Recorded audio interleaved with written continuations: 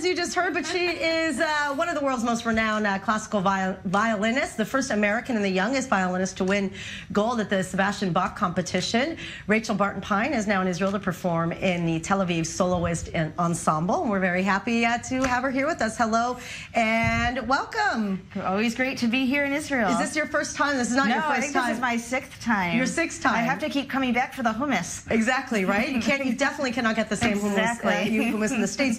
So, I'm just reading your credentials. I mean, it's like incredible, how much experience and how much, talent you have. So at 17, how did you have the confidence to even enter a competition, like the Bach competition in Germany? Well, like many young people, I grew up doing the local competitions and then the regional ones, the national ones, and then it was time to, try the international scene and see how I do. So I was lucky to get some prizes, and then I cut my first album, and I've been touring ever since. So how many years, how many days a year are you on the road? Definitely more than I'm home, and I'm really lucky because my husband does computers, so he comes with me. He's been coming with me for 20 years, and my daughter now, our nanny is a school teacher, so she comes with me with the nanny who teaches her as we travel around. So that is very much a relief, because I imagine it's really lonely to be traveling on the road, especially you're a soloist, right? Yeah, so many of my colleagues, they have their marriage on Skype, and then they miss their family, and for me, we just all go together. You're just a family, you're like the gypsy family. Exactly, and actually I'm playing a gypsy piece on this concert. So there you go, see?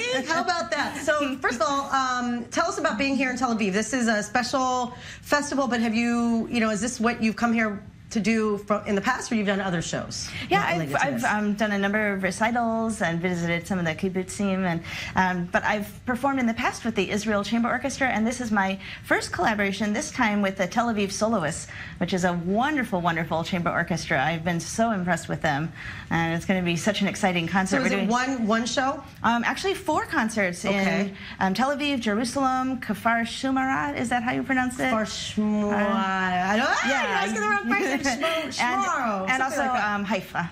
Fantastic. So you're really hitting a lot of locations. So you also, how did you get interested in heavy metal? And you've done like all of these violin covers of all these. I mean, that was Aussie, right? Yeah. You guys found that from YouTube. That's so funny. Yeah. So basically, I guess my listening tastes are no different than anybody else my age, except that I also love classical. Right. But when I was a student practicing classical all day long, I wanted to just listen to something else. Yeah. I mean, you're still like a teenager and a kid, and you have other music that you want to hear. Well, and listen to something that I wasn't studying.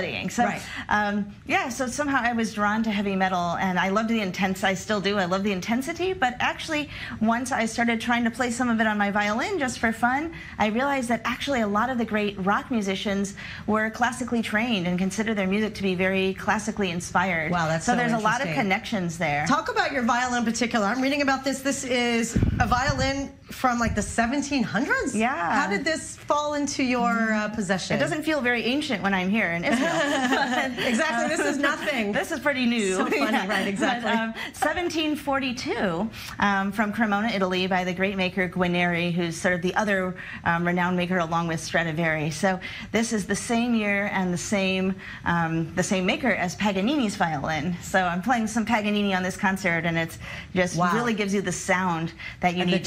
Very deep. So what is it? How do these older models like stay so timeless? And how are they better than Well, actually, that's a great question. So modern violins have colors that are absolutely as beautiful as antiques, but they just don't have as much complexity. So it's like instead of painting with dozens or hundreds of colors, with this kind of instrument, it's like millions of colors, every possible nuance, and it just is the limitless. Smell and everything. All right, like so we got to hear wine getting more exactly a fine wine, exactly. All right, so let's hear a little bit. Let's see what this instrument can do, sound like, and let's see. Got to get down here. Yeah, sorry about that. Right.